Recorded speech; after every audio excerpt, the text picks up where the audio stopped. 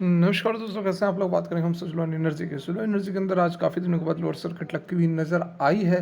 क्या खबर रही, क्या कारण हुआ कि स्टॉक के अंदर गिरावट हुई और क्या स्टॉक के अंदर फिर से तेज़ी आएगी, सारा कुछ जानेंगे इस एक वीडियो में। रिक्वेस्ट है कि रहेगी, यदि ये वीडियो आप लोगों को अच्छी लगे लाइक करके हमें मोटिवेट करें, नहीं अच्छी लगे डिसलाइक करें, चैनल को सब्सक्राइब कर ले ज़बरदस्त जेन्युइन कंटेंट के लिए।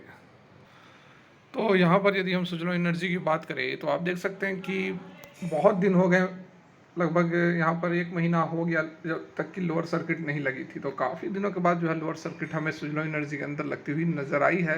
35 रुपये 65 पैसे पर यह आकर क्लोज हुई है। हालांकि जो लोअर सर्किट लगी है, आप देख सकते हैं कि आखिरी के आधे घंटे लगभग 3 बजे के बाद यहाँ पर लोअर सर्किट लगी है। उससे पहले स्टॉक जो है वह स्ट्रगल कर रहा था कि लोअर सर्किट ना लगे, हल्की हल्की गिरावट हो रही थी, लेकिन इंटेंस जो गिरावट हुई है वो आप यहाँ पर देख सकते हैं। 1:30 बजे के बाद से जो है इंटेंस गिरावट के अंदर हमें ज़्यादा इंटेंसिटी नज़र आई है। 1:30 बजे तक आसपास या 37 रुपये के आसपास ट्रेड कर रहा था, लेकिन उसके बाद एक शार्प सेलिंग हुई। वॉल्यूम भी आप देख सकते हैं कि आखिरी के समय में वॉल्यूम भी बढ़ गई और उसके बाद जो है 3 बजे के आसपास लोअर सर्किट लगी और यह कंटिन्यू रही। यहाँ पर यदि हम 1 डे की चार्ट लगाकर कुछ एनालाइज करने की कोशिश करें तो आप देख सकते हैं कि जो हमारी लोअर सर्किट लगी है यह एक सपोर्ट के रेंज में आ चुकी है। यहाँ पर चांसेस हैं कि जो मार्केट कल ओपन होगी, देखिए सपोर्ट मैं दिखा देता हूँ यहाँ पर, ये देखिए ये वाली जो ग्रीन कैंडल है, गिरावट हो रही थी, उसके बाद इसने यहाँ पर सपोर्ट लेकर फिर से स्टॉक ऊपर की ओर मूव किया था। यहाँ अगेन यहाँ पर इस लेवल पर स्टॉक आ चुका है। तो चांसेस हैं कि कल जो है मार्केट ओपन होगी तो एक तेज़ी हमें देखने को मिल सकती है। अब यह तेज़ी क्यों देखने को मिल सकती है, अभी हम फर्दर डिस्कस करेंगे सेकेंड हाफ में। जो अभी हम बात करने वाले हैं इससे बिल्कुल क्लियर हो जाएगा कि स्टॉक के अंदर तेज़ी लौट सकती है, इसके पीछे क्या कारण हो सकता है। लेकिन आज यहाँ पर इंटेंसिटी थोड़ी सी हमें अधिक दिखी है गिरावट की। ठीक है, इससे पहले खबर भी कल के डेट में अच्छी खासी एक निकल कर आई थी यहाँ पर, जैसे कि आप देख सकते हैं। जो ये खबर निकल कर आई थी इसके बारे में हमने ऑलरेडी कल डिस्कस की थी कि सुजलॉन ने पार्टनरशिप की आरईसी के साथ non fund based working capital lines के लिए। मतलब कि कंपनी को अपने ऑपरेशंस के लिए फंड प्रोवाइड कराने का यह काम करेगी, जो कि एक गवर्नमेंट की कंपनी है। सुजलॉन ने अनाउंस किया था ट्यूसडे को, कल के डेट में अनाउंस किया था और फाइनलाइज कर लिया था definitive agreement to secure working capital facilities with REC. ठीक है, बाद बाकी चीज़ आपने कल के डेट में हमने डिस्कस कर ही ली थी कि क्या कुछ यहाँ पर निकल कर आ रहे हैं। ऑफिशियल प्रेस रिलीज जो हुआ है उसके अकॉर्डिंग फाइनेंशियल अरेंजमेंट जो है वो एक्सपेक्टेड है to facilitate a swift ramp up of जो सुजलॉन का ऑपरेशन है उसको, और जो इंस्टॉल्ड कैपेसिटीज़ है उसको और इन्हेंस करने के लिए ये फंड्स दिए जाएंगे। करंट फैसिलिटीज़ जो है वह नन फंडेड बेस्ड है और primarily be off balance sheet, keeping us डेब्ट free while significantly improving commercial term with our customer and suppliers, said Himanshu Modi, जो कि chief security officer, chief financial officers हैं सुजलॉन ग्रुप के।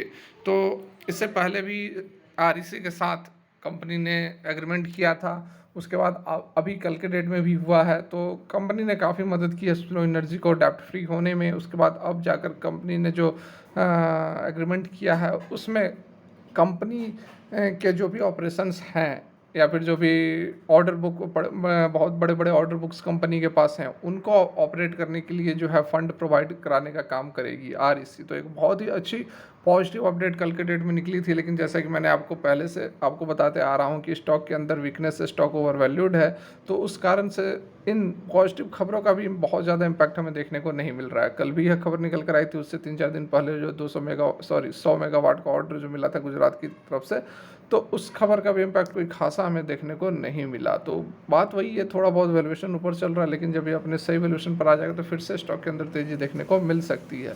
इस बीच आज की जो गिरावट रही है वो डोमिनेट इस कारण से हुई है कि हर तरफ गिरावट हुई है। निफ्टी, बैंक निफ्टी में देखो तो बड़ी गिरावट हुई है, उसके साथ में मैक्सिमम स्टॉक्स के अंदर आप देखोगे तो 6, 7, 8, 10% के आसपास की गिरावट नज़र आ रही है। उस मामले में यदि हम सुजलॉन एनर्जी को देखें तो सुजलॉन एनर्जी स्टेबल होती हुई नज़र आई है, क्योंकि 5% की इसकी लोअर सर्किट और लोअर सर्किट भी लगी है 3 बजे के बाद से। यहाँ पर यदि आप निफ्टी का चार्ट देखो तो यहाँ पर आप देख सकते हैं निफ्टी 50 का चार्ट हमने ओपन किया हुआ है और 1.5% की गिरावट रही है निफ्टी 50 के अंदर। तो ये जो गिरावट है, इसलिए मैंने आपको दिखाया कि आप समय देख लें। सुजलॉन एनर्जी के अंदर जो शार्प सेलिंग हुई है वो 1:30 बजे के आसपास हुई है और निफ्टी 50 का जो चार्ट हमने ओपन किया हुआ है यहाँ पर आप देख सकते हैं कि समय अराउंड वही हो रहा है, 1:20, 1:15, 1:30 इसी के बाद से जो स्टॉक के अंदर ज़बरदस्त तेज़ी, मतलब इंडाइसेस के अंदर ज़बरदस्त गिरावट हमें देखने को मिली। उससे पहले तो लगभग जो स्टॉक था वह फ्लैट सा होता हुआ यहाँ पर नज़र आ रहा था, बहुत ज़्यादा कोई खासा यहाँ पर गिरावट नहीं था।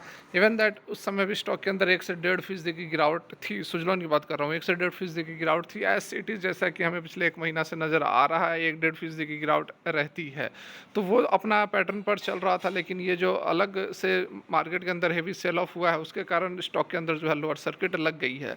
मार्केट एक बार रिकवर करती है तो सुजलॉन एनर्जी के अंदर भी एक रिकवरी दिख सकती है, लेकिन कितनी रिकवरी दिखेगी? अपर सर्किट लगने के चांसेस कम है, लेकिन जो गिरावट अधिक हुई है आज, उसको मैनेज किया जा सकता है।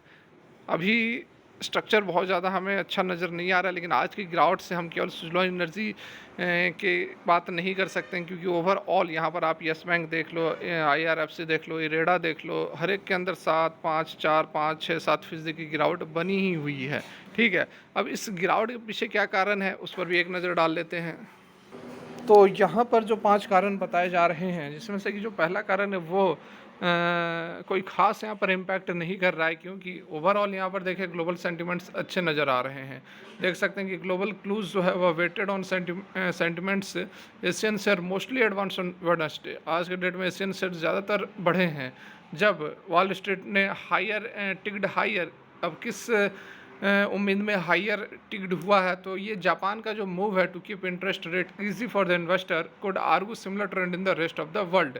US फ्यूचर जो है वह भी बढ़ा है, जबकि वाइल प्राइसेस जो है वह अनचेंज रहे हैं पिछले 2 दिनों में। उसके बाद देखिए प्रॉफिट बुकिंग एक सबसे बड़ा यहाँ पर कारण है, क्योंकि इंडाइसेस जो है निफ्टी, बैंक निफ्टी वगैरह जो ऑल टाइम हाई पर फिलहाल ट्रेड कर रहे हैं, तो ये एक हो सकता है कि जो है प्रॉफिट बुकिंग हुई हो। Nifty 50 posted its worst session in 9 month on Wednesday. 9 महीने में आज सबसे खराब रहा।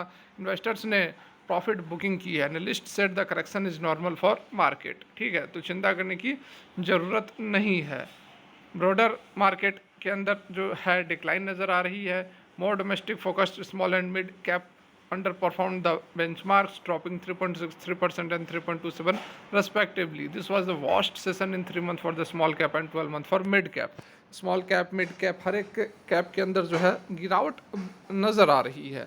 उसके साथ में कोविड केसेस भी कुछ बढ़े हैं, तो इसको भी एक कारण माना जा सकता है कि कोविड केसेस फिर से कुछ बढ़ते हुए नज़र आ रहे हैं। जैसे कि 21 केसेस जो है कोविड-19 के सब वेरिएंट JN1 के डिटेक्ट किए गए हैं कंट्री में अभी तक, और वो कारण हो सकता है कि जैसे कि 19 केसेस जो है कोविड-19 सब वेरिएंट JN1 को डिटेक्ट किया है गोवा के अंदर ही, एंड 1 इच इन केरला और महाराष्ट्र। तो सबसे अधिक जो है वह गोवा यहाँ पर अफेक्टेड होता हुआ नज़र आ रहा है। तो ये कुछ हो सकते हैं फैक्टर्स यहाँ पर सेलिंग प्रेशर और Nifty, bank Nifty and indices. Okay, तो वही बातें हैं यहाँ पर कि बहुत ज़्यादा चिंता करने की ज़रूरत नहीं है। प्रॉफिट बुकिंग हुई है ऊपर के लेवल से, इसलिए स्टॉक के अंदर गिरावट हुई है। फिर से स्टॉक रिकवर कर सकता है जैसे मार्केट के सेंटिमेंट्स सुधरेंगे। फिलहाल के लिए वीडियो यहीं तक अच्छी लगी हो तो लाइक करें। Thanks for watching, have a great day.